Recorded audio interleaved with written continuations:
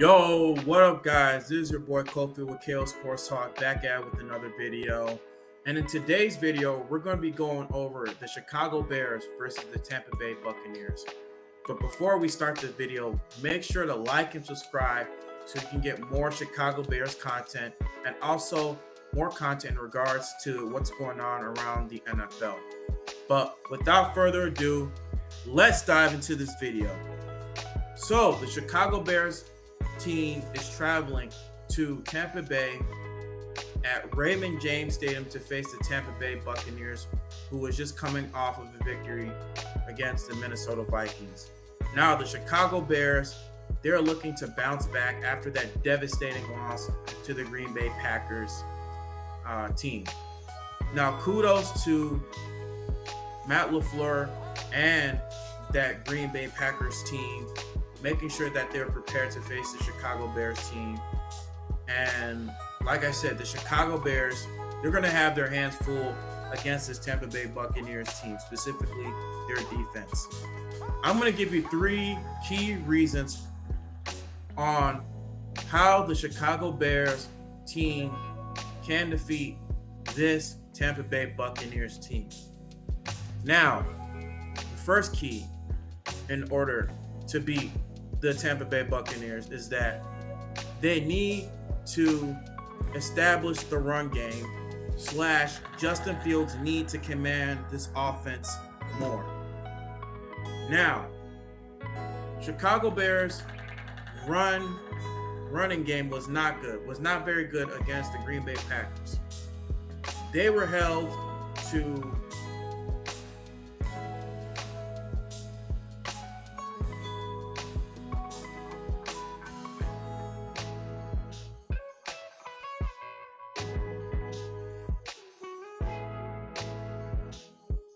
pretty much the running game, besides Justin Fields, was held to a paltry 40 yards. Now with Justin Fields, it was almost 100 yards. In terms of the running game, Luke Getsy needs to dial up running plays for Justin Fields, because we already know what Justin Fields' legs can do. We already know how athletic Justin Fields' legs are, how athletic he is as a player. Do not deviate away from that type of game plan. Make sure to pound the rock. Specifically, make sure to draw up some running plays for Justin Fields. Another thing, you also need to make Roschon Johnson their premier running back for this team, because Khalil Herbert, he's more of a shifty back, while Roschon Johnson is more of a bruiser back. You saw what he did last week against the Green Bay Packers. When he had the ball, he was able to run down a couple of defenders. He looked very bruiser, almost like David Montgomery 2.0. He was breaking a lot of tackles. He was running very hard. He played with a lot of confidence. And Luke Getsy, he needs to drop some plays in order to get this running game going. If you're able to get this running game going, you'll be able to open up the passing game more and make life in regards to Justin Fields' passing game a lot more easier. Now, in regards to Justin Fields commanding the offense, Justin Fields needs to take more accountability of this offense, because this is year 3 of learning this offense. If he sees that a play does not work, you need to delegate with Luke Getsy, delegate with this offensive coordinating team. Hey, man, I don't like this play. I don't like these types of screenplays, because prior to that game, they were saying they're going to attack more vertically. They didn't attack more vertically against the Green Bay Packers. They're running a lot of horizontal plays, a lot of screen plays. I counted a total of 14 screen plays this game. That has to stop. That game plan is not working. You need to throw the ball more downfield. You need to get DJ more involved. You need to get Darnell Mooney more involved. You got to also get Cole Kmet more involved, more so in more of those intermediate routes, those short to intermediate routes where Cole Kmet thrived last year. Another thing, My second key to victory. Allen Williams and his defense need to dial up more blitzes. They need to dial up more blitzes. They need to put pressure on Tampa Bay's offense because we already know that they got Chris Godwin and they got Mike Evans on the team. They got a really good wide receiver core. They got OJ Howard. They got some weapons on the team.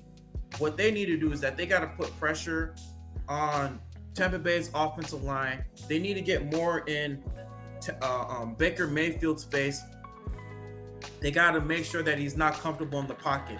Make life a living hell for this Tampa Bay Buccaneers offense. Once you do that, you're going to put more pressure on the Tampa Bay Buccaneers defense. That's going to give the ball to the Chicago Bears offense because you're putting more pressure on Tampa Bay's offense, which may lead to fumbles, that may lead to interceptions, that may lead to takeaways, and that will also give the Chicago Bears offense a little more breathing room to work. Another thing, the third key to victory. Luke Getsy needs to open up the offense more and stop running a lot of these screen passes. Understand your personnel's strength and weaknesses. Now, granted, if you're going to run screen passes, you need to understand your personnel. You need to understand your wide receivers that are going to block for that particular player. Now, in regards to Chase Claypool, he is a terrible blocker. Now, Chase Claypool, he had a guy who was under 5'10", who was at least maybe 5'8", at best 5'7". Dude, you are 6'4", 6'5", 240 pounds. You got to do better. You got to play with a lot of heart. You got to play with a lot of hustle. Now, back to Luke Getsy. In regards to Luke Getsy, you got to understand your personnel. You got to understand who is your best blocking wide receivers, blocking tight ends. If you're going to run a screen play, you're going to have to get at least Robert Tonyan, because Robert Tonyan, who's great at blocking, he could have helped in regards to the screen passes. Who is going to get the ball like DJ Moore? Get him more involved in the screen passes. Get Robert Tonyan, who's going to block to help DJ Moore get those screen passes. Get Darnell Mooney or Equanimeous St. Brown, who's also going to help block in order to allow the screen passes to be more effective. Luke Getsy also has to open up more of the vertical passes. Now, granted, he ran at least 4 to 5 plays in regards to vertical routes in which Justin Fields missed on a couple of throws, where DJ Moore was open up in the flat, and also Cole Kmet, who was open down the middle of the field with nobody around him. But like I said, Luke Getsy, he's got to trust Justin Fields in order to throw those vertical passes, because last game, I did not see it at all. They may talk about it in the press conference, but at the end of the day, is it going to show on the field? Is the byproduct going to show on the field? Because based on the byproduct that was on the field, I did not see Luke Getsy trusting in Justin Fields. And with him trusting in Justin Fields, you're going to open up the offense more.